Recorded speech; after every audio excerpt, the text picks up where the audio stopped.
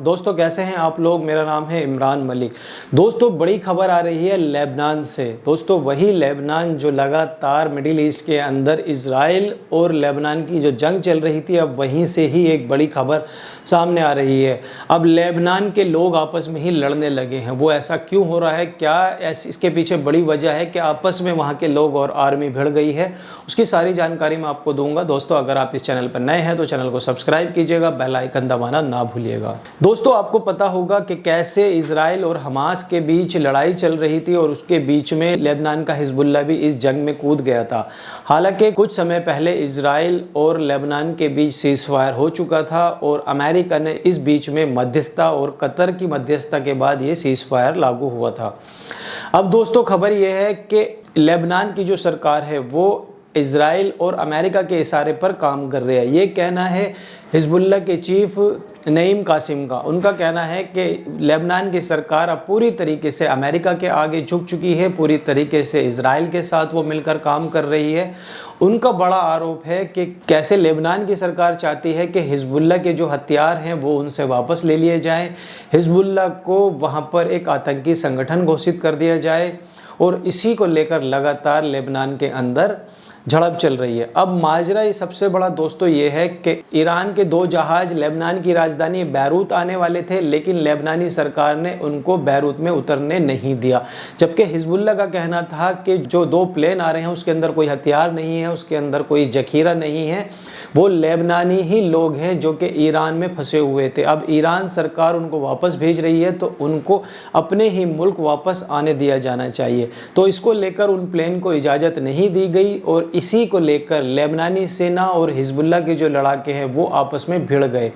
अब उनका कहना है कि इन सब के बीच में यूएनआरसी जो यूएन की फोर्स है वो लेबनान और हर देश में तैनात होती है। अब यूएन की फोर्स भी आपस में भिड़ गई।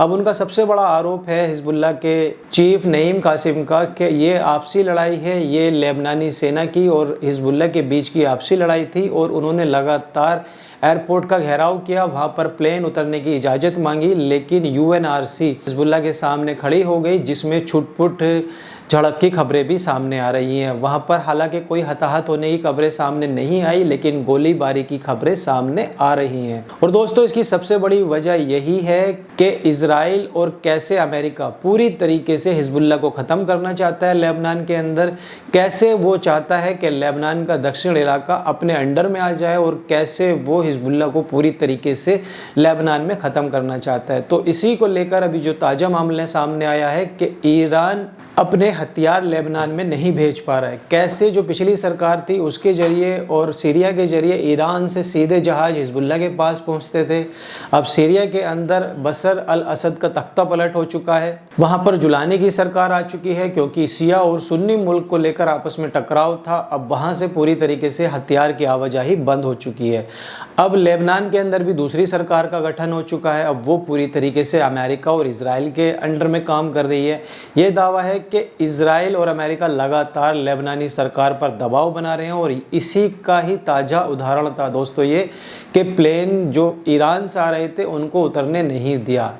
अब यही सबसे बड़ी वजह है कि ये लोग आपस में लड़ेंगे, हिजबुल्लाह और लेबनानी सरकार आपस में लड़ती रहेगी और जो दक्षिण भाग है उसको हम पूरी तरीके से कब्जा कर लेंगे।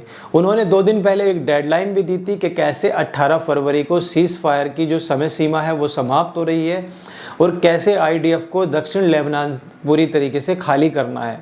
लेकिन इसको लेकर आईडीएफ ने अमेरिका से 10 दिन की मोहलत और मांगी थी, यानी कि 18 फरवरी की जगह 28 फरवरी तक। पहले ये 16 जनवरी तक था, 16 जनवरी से बढ़ाकर 18 फरवरी कर दिया गया था। अब 18 फरवरी से 28 फरवरी की वो मांग कर रहे हैं।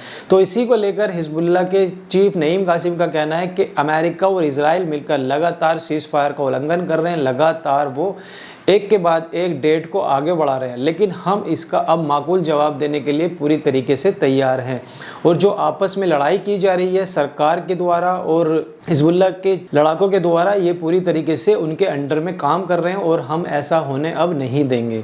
तो दोस्तों यही सबसे बड़ी वजह सामने आ रही है कि कैसे लेबनान इजराइल के खिलाफ लड़ाई लड़ रहा था, यानी कि हिजबुल्लाह इजराइल के खिलाफ लड़ाई लड़ रहा था, अब उसको खुद के ही अपने ही मुल्क में अंदरूनी कलह का सामना करना पड़ रहा है, यानी कि खुद के ही लोग वहाँ पर आपस में भिड़ रहे हैं।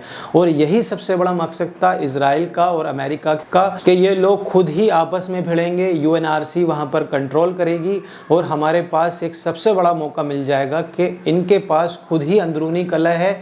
और हमारे पास दूसरा सबसे बड़ा मौका ये होगा कहने के लिए कि हिजबुल्लाह कैसे दक्षिण लेबनान पर कंट्रोल करना चाह रहा है और हम इसी को खदेड़ने के लिए अपनी जो आईडीएफ है उसको वहाँ पर लगाए हुए हैं और हम नहीं चाहते कि हिजबुल्लाह का दोबारा वहाँ पर कंट्रोल हो। तो दोस्तों यही सबसे बड़ी वजह सामने आ रही है कि कैसे लेबनान अपने ही लोगों के बीच में खुद ही घिर कर रह गया है। तो दोस्तों इस पर आपकी क्या राय है, आप हमें कमेंट करके बताइए। वीडियो कैसी लगी, वीडियो को लाइक कीजिए, चैनल को सब्सक्राइब कीजिए। तब तक मिलते हैं अदर वीडियो में। जय हिंद।